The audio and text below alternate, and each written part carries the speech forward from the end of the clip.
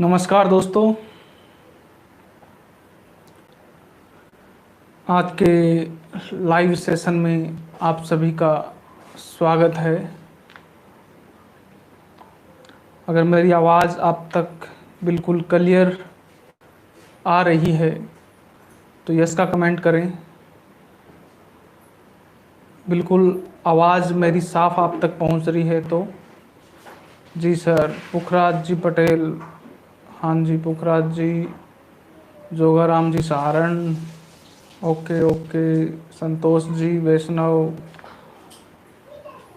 जितने भी आज के इस लाइव सेशन में अभ्यर्थी जुड़ रहे हैं सभी को मेरा तहे दिल से धन्यवाद और आप सभी का स्वागत है आज के इस लाइव प्रोग्राम में। दोस्तों, आज का ये जो लाइव सेशन है, सभी को राम राम। जो भी साथी जुड़ रहे हैं, एक बार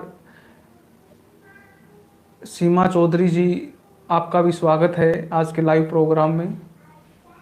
भन्नाट आवाज़ आ रही है साहब? ओके साहब, बिल्कुल सही है। अगर आवाज़ बिल्कुल क्लियर आ रही है तो अपने आज के लाइव सेशन को और भी बेहतर बनाएंगे। और दोस्तों, कल जो मैंने वीडियो डाला था जिसमें मैंने कहा था भी प्रारंभिक सेशन या प्रारंभिक जो विभाग है उसमें सीटें खाली नहीं होने की वजह से उनको सेकेंडरी दिया गया और उनको अब वापस प्रारंभिक में लाने का प्रयास किया जा रहा है, लेकिन वहाँ पर भी सीटें भरी जाएगी। कैसे भरी जाएगी, उसमें बहुत से क्वेश्चन थे अभ्यर्थियों के, क्या सीटें खाली नहीं हैं। तो दोस्तों, ये जो सीटें हैं वो सिर्फ 2 सब्जेक्ट की हैं, एक तो साइंस मैथ। मैं आपको पॉइंट टू पॉइंट बताऊंगा। अगर आप फर्स्ट से लेकर अगर लास्ट तक का जब आप सुनेंगे तो आपको बिल्कुल क्लियर हो जाएगा भी सिस्टम क्या होता है। शुरू करते हैं अपने सबसे पहले। तो सबसे पहले मैं पहला पॉइंट मैं बताता हूं भी जब भी कोई ज्वाइनिंग दी जाती है ग्रेड 3 के अंदर तो वो प्रारंभिक विभाग में दी जाती है, मिडिल स्कूल में दी जाती है, यूपीएस अपर प्राइमरी या बोले 1 से 8 तक के स्कूल में दी जाती है, लेवल 2 की ज्वाइनिंग। और ये सीटें भी लेवल 2 की है। तो आपको मैं बताना चाहता हूँ भी जब ये ज्वाइनिंग दी गई, भर्ती 54,000 की हुई, तो कहीं ना कहीं सीटें खाली नहीं थी प्रारंभिक विभाग में। वो सीटें कितनी हैं? वो सीटें हैं लगभग 2200 के समथिंग। किन किन सब्जेक्ट की हैं? तो वो इंग्लिश की है और मैथ साइंस की है। क्यों इनको सेकेंडरी देना पड़ा? क्योंकि यूपीएस स्कूल 1 से 8 तक के जो स्कूल हैं उनमें सीटें खाली नहीं थी। इसलिए मैं बहुत बढ़िया हूँ, आप सभी की दया है और आप सही का संयोग है भी मैं बिल्कुल हष्ट पुष्ट और कोरोना जैसी महामारी से अभी बहुत दूर हूँ। आप सबकी दुआएं हैं, आप सभी का साथ है। तो यूपीएस स्कूल में सीटें खाली नहीं थी, इसलिए उन 2200 अभ्यर्थियों को एक बार ये कहकर सेकेंडरी या जो 10वीं और 12वीं के स्कूल दिए गए कि आपको जैसे ही यूपीएस स्कूल खाली होंगे आपका पदस्थापन यूपीएस स्कूल में कर दिया जाएगा। अब सेकेंडरी स्कूल में क्यों नहीं कर सकते, इसका भी नियम है भी कम से कम 3 साल तक आपको यूपीएस स्कूल में पढ़ाना पड़ता है। उसके बाद 6D पैटर्न लगता है जिससे आपको प्रारंभिक से माध्यमिक में भेज दिया जाता है। जबकि उन नए अभ्यर्थियों ने 3 साल यूपीएस में नहीं बिताए थे, उनको सीधे ही स्कूल सेकेंडरी दे दिया गया था क्योंकि स्कूल खाली नहीं थे।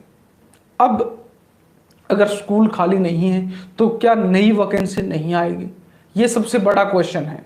तो दोस्तों, जो ये अभ्यर्थी हैं वो 2200 हैं, जबकि जो गवर्नमेंट की घोषणा है वो 31,000 की है। इन दोनों आंकड़ों में बहुत अंतर है।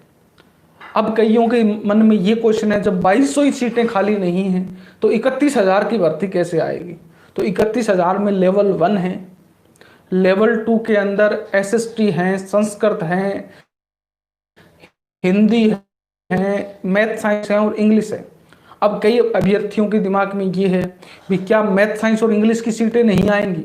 जरूर आएगी, क्योंकि ये जो सीटें खाली नहीं हैं उन जिलों की संख्या 7 या 8 हैं।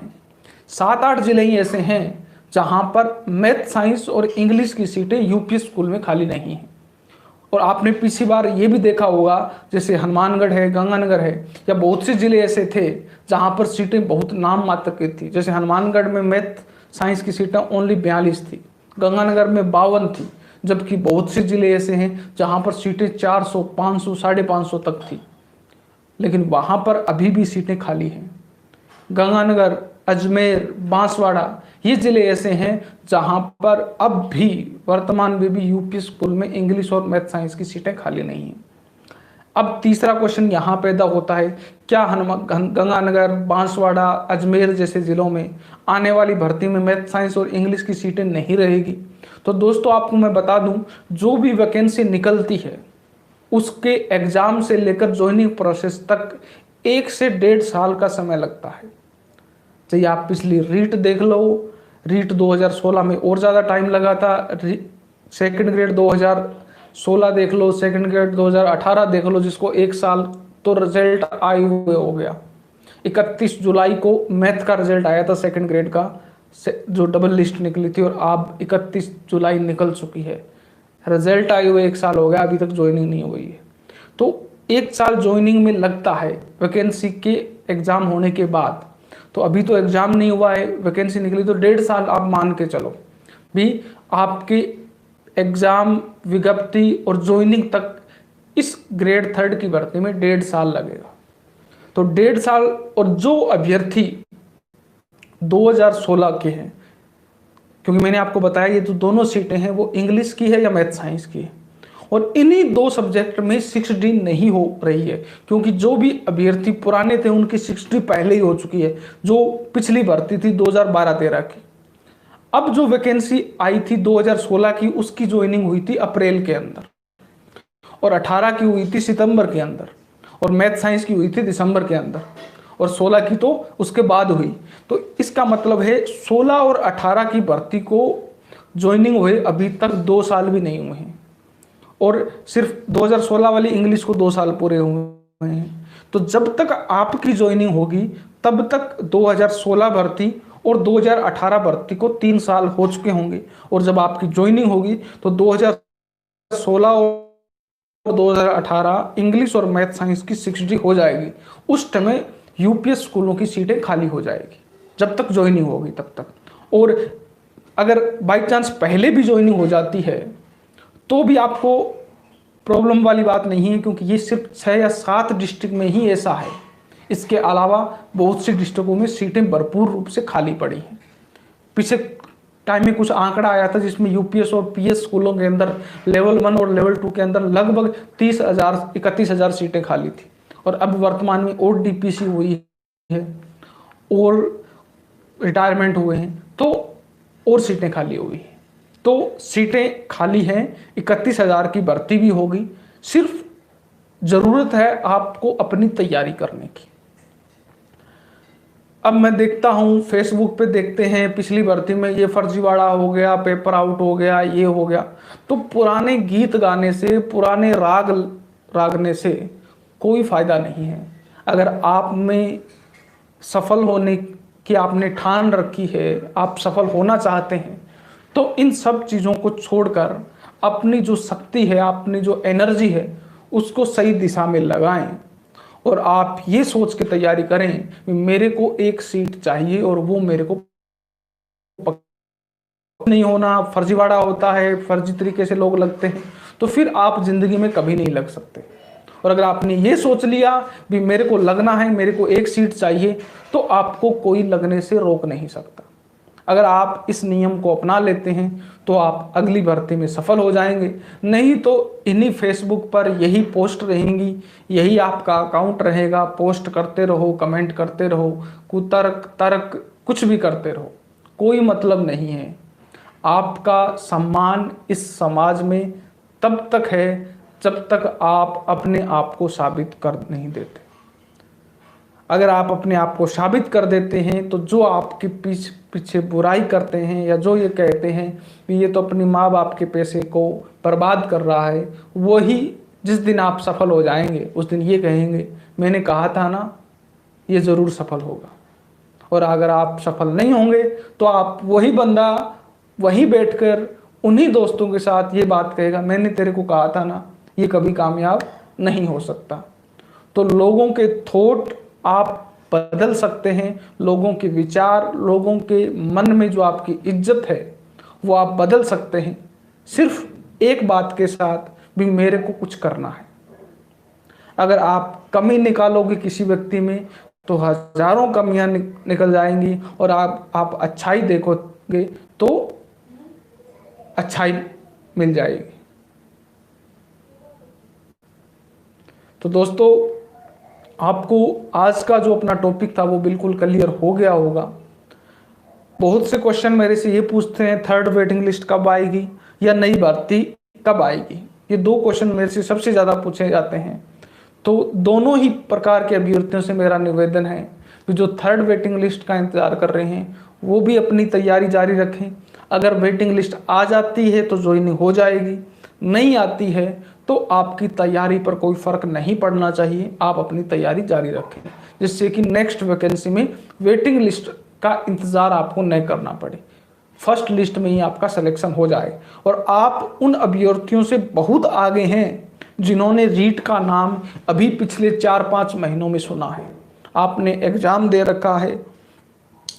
जब एक व्यक्ति एग्ज़ाम दे देता है, चाहे उसमें आपके नंबर कुछ भी नहीं हो, फिर भी आपको बहुत कुछ नॉलेज हो जाता है कि आपको एग्ज़ाम कैसे अटेम्प्ट करना है, आपको तैयारी कैसे करनी है, पिछली तैयारी में आपकी क्या कमियां रही थी, किन टॉपिक पर फोकस करना है। इन सभी क्वेश्चनों के जवाब आपको मिल जाते हैं, जबकि जो नया अभ्यर्थी है उनको इन क्वेश्चनों के जवाब ढूंढने पड़ते हैं, जबकि आपको ये मिल चुके हैं। तो इसलिए आपको तैयारी करनी चाहिए। और जो नए अभ्यर्थी हैं जिनकी अभी तक कुछ तो अपीयरिंग में होंगे, जिनकी बीएड भी कंप्लीट नहीं हुई है या एसटीसी भी अपीयरिंग में है, उन अभ्यर्थियों से भी कहूँगा अपनी तैयारी पूरी जोर से, पूरी ताकत से करें। क्योंकि पिछली रीट भर्ती 2018 में जिसने रीट को टॉप किया था लेवल 2 के अंदर, वो भी अपीयरिंग की थी एक लड़की, और लगभग 33% सीटें अपीयरिंग वालों ने कवर की थी। जी, वो दुर्भाग्य मान लो या उनका सौभाग्य मान लो, क्योंकि एक के साथ बुरा होता है तो उसी रिजल्ट से दूसरे का भला होता है। हम किसी को भी बुरा या भला नहीं कह सकते, क्योंकि भर्ती लेट होने से अपीयरिंग वालों का फ़ायदा हुआ है, और भर्ती लेट होने से ही जिनके नंबर कम थे और वो अपीयरिंग में नहीं थे, और उन अपीयरिंग वालों का नहीं होता तो उन दूसरे 33% लोगों का हो जाता, उनको नुकसान हुआ है। तो एक ही चीज़ से एक को नुकसान होता है और एक को फ़ायदा होता है, क्योंकि जब एक का सिलेक्शन होता है तो उसका सिलेक्शन तभी होता है जब वो दूसरे से ज़्यादा नंबर लेके आता है। तो उसके सिलेक्शन होने से दूसरे का सिलेक्शन टूटा भी तो है। तो इसलिए एक ही सिक्के के दोनों पहलू हैं, अपने किसी को भी गलत नहीं साबित कर सकते। इसलिए अपने आप को साबित करें और अपने आप को उस लिस्ट में लाएं जिससे आपके घर वालों का, आपके माता पिता को आंखों में जो सपना है उसको आप पूरा कर पाएं। मेरे से जो भी हेल्प हुई वो मैं आपकी पूरी करने की कोशिश करूंगा। और बहुत से वीडियो हमने रीट के व अन्य भर्तियों के भी सत्यम स्टडी पॉइंट पे डाले हैं, उनको आप देख सकते हैं। सत्यम स्टडी ऐप को भी आप डाउनलोड कर सकते हैं, उस पर भी आपको फ्री में बहुत सा स्टडी मटेरियल और वहाँ पर टेस्ट सीरीज़ भी आपको फ्री में मिलेगी। मैं आपको नहीं कहता भी आप पेड कोर्स खरीदें, आप पे मैं किसी प्रकार का फोर्स नहीं करता हूँ, लेकिन आप उस ऐप को डाउनलोड करें और उस ऐप में जो फ्री आपको दिया जा रहा है, जो स्टडी मटेरियल आपको मिल रहा है पीडीएफ सेक्शन में, जो फ्री टेस्ट सीरीज मिल रही है, उसको ज़रूर ज्वाइन करें, जिससे आपको निश्चित रूप से फ़ायदा होगा। पेड कोर्स आपको पसंद आता है तो आप खरीदें, नहीं आता है तो नहीं खरीदें। डेमो वीडियो वहाँ दिए हुए हैं, आप देखें, अच्छा लगता है तो आप फॉलो कर सकते हैं, नहीं लगता तो आप उसको अनइंस्टॉल कर सकते हैं। लेकिन एक बार विजिट जरूर करें मेरे कहने पर। यूट्यूब पर भी बहुत से वीडियो हमने लगभग 150 के समथिंग वीडियो डाले हुए हैं, उनको भी आप देख सकते हैं, उससे भी आपकी हेल्प होगी। क्योंकि मैं भी जो भी काम करता हूँ वो निःशुल्क करने की कोशिश करता हूँ, और सत्यम से भी जिस वजह से मैं जुड़ा हूँ उसका मेन कारण भी निःशुल्क ही है। निःशुल्क रूप से जिन लोगों को मैंने देखा है, जिन लोगों को मैंने देखा है, जिन कंडीशन से वो गुजरे हैं, जो उनको कमियां थी वो कमियां किसी और अभ्यर्थी को नहीं हो, उसकी मैं कोशिश करता हूं भी वो आप तक पहुंचाई जाए किसी न किसी माध्यम से। और भी बहुत से वर्क चल रहे हैं, जल्द उनके बारे में भी मैं आपको बताऊंगा। तो फॉलो करते रहिए, जो भी न्यूज़ होगी वो आपको दे दी जाएगी और अन्य सवालों के जवाब भी आपको अगले वीडियो में मिल जाएंगे। अगर कोई आपका क्वेश्चन बचा हो तो रीट से संबंधित कोई क्वेश्चन शायद आपका नहीं बचा है। 15 मिनट 55 सेकंड का वीडियो हो चुका है। अब मैं आपके कमेंट पढ़ूंगा, तो जो भी अभ्यर्थी लाइव हैं वो कमेंट कर सकते हैं। अगर आपका कोई क्वेश्चन है उसका मैं जवाब आपको दे दूंगा, जिनका मैंने इस वीडियो में अभी तक जिनके बारे में उन्होंने चर्चा नहीं की है। तो जो भी कमेंट करना चाहें तो आप कमेंट कर सकते हैं, उनके मैं जवाब आपको दे दूंगा। वीडियो को लाइक जरूर करें, जिससे कि मेरे को भी ये लगता है, क्योंकि किसी भी कमाई के पर्पज से या बिजनेस के पर्पज से मैं यूट्यूब नहीं चलाता हूँ। जब मेरे पास क्वेश्चनों की भरमार होने लगती है, उसी एक ही टॉपिक पर कई बार कॉल आ जाते हैं, तो मैं उस पर वीडियो बनाता हूँ। नई सेकंड ग्रेड कब तक आ सकती है? नई सेकंड ग्रेड अभी तक जल्द नहीं आएगी, उससे पहले आपकी रीट की वैकेंसी और फर्स्ट ग्रेड की वैकेंसी आएगी। सेकंड ग्रेड की वैकेंसी थोड़ी लेट आएगी। रीट की एग्जाम डेट लगभग फरवरी तक, आप मानिए फरवरी से पहले एग्जाम होने के चांसेस नहीं है, लेकिन तैयारी जरूर रखें, तैयारी जरूर करें। फर्स्ट ग्रेड का पेड कोर्स स्टार्ट करें सर। फर्स्ट ग्रेड का जल्द कोर्स हम स्टार्ट करेंगे। थर्ड ग्रेड का पैटर्न लगभग 2 पेपर होने की संभावना है। वेटिंग फूल सिंह मीणा जी आनी चाहिए, लेकिन गवर्नमेंट डिपेंड करता है। सर आप कहाँ से हो? मेरा होम डिस्ट्रिक्ट हनुमानगढ़ है। हनुमानगढ़ ही हमारी तहसील और जिला है, और मेरी जो पोस्टिंग है वो अभी भरतपुर में कुम्हेर ब्लॉक में है।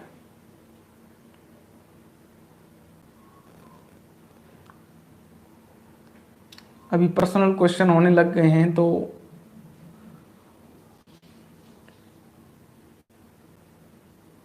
कॉलेज वैकेंसी भी आएगी जल्द, क्योंकि अभी कॉलेज वैकेंसी का पैटर्न भी चेंज करने की सोच रहे हैं, तो हो सकता है थोड़ा लेट आए। जीतराम गुर्जर जी बहुत बहुत धन्यवाद, सभी को मैं बहुत मिस करता हूँ। बहुत बहुत बधाई सर। अशोक जी, सोनी साहब, नई शिक्षा नीति को लगने में अभी तक, अगर मैं सिलेबस की बात करूं तो 3 साल लग जाएंगे। 2023 तक जो नई शिक्षा नीति का पैटर्न है वो लागू होगा स्कूलों में। यह जानकारी मैं अपनी तरफ से नहीं दे रहा हूं, ये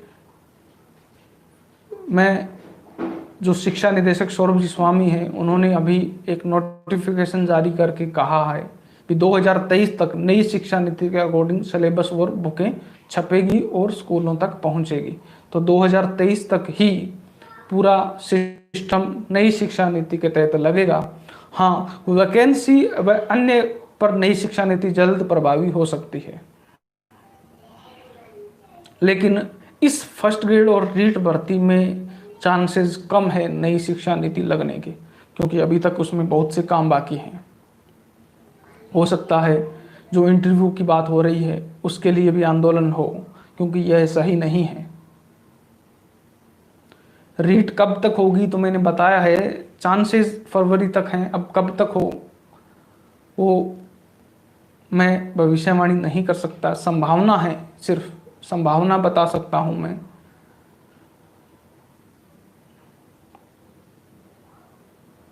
इंटरव्यू होना ही नहीं चाहिए, अभी तक पैटर्न नहीं आया है। अगर इंटरव्यू 1 नंबर का भी होता है तो भी अभ्यर्थी, जो मेहनत करने वाले अभ्यर्थी हैं, उनको नुकसान होता है। क्योंकि जो मेरे को बोलना नहीं चाहिए लेकिन मैं फिर भी बोल रहा हूँ कि जो जिनकी पहुंच होती है उनके व्यक्तित्व अपने आप अच्छा हो जाता है, और जिनकी पहुंच नहीं होती उनका व्यक्तित्व अच्छा होते हुए भी बुरा हो जाता है। क्योंकि इंटरव्यू में कोई आपकी शिक्षा के बारे में, आपके ज्ञान को नहीं परखा जाता, आपकी व्यक्तित्व की पहचान की जाती है, आपके बारे में जाना जाता है। तो कोई भी ऐसा पैटर्न नहीं है भी 20 से 25 मिनट में किसी भी व्यक्तित्व की पहचान की जा सकती है। लेकिन ये एक मापदंड है, उसमें उसमें खरा कौन उतरता है, कैसे उतरता है। जिसकी पहुंच होती है उसका व्यक्तित्व अच्छा हो जाता है, और जिसकी पहुंच नहीं होती उनका बुरा। विज्ञप्ति गवर्नमेंट पे डिपेंड करती है, और 14 तारीख आज हो चुकी है, तो लगभग जैसे ही गवर्नमेंट खतरे से बाहर निकलेगी, अभी तो निकल चुकी है, तो संभावना है जल्द रीट की वैकेंसी की विज्ञप्ति आएगी। लेकिन एग्जाम अभी पॉसिबल नहीं हो रहा, इसलिए शायद विज्ञप्ति जारी नहीं कर रहे हैं। लेकिन गवर्नमेंट को अभी पैटर्न जारी कर देना चाहिए, जिससे कि अभ्यर्थियों के मन में जो शंका है कि एक पेपर होगा, 2 होगा, उनका सिस्टम क्या होगा। तो मेरे हिसाब से 2 एग्ज़ाम होंगे, और पैटर्न 2012 और 13 में जो था 20% आर्टेट और 80% सेकंड पेपर, वही रहेगा।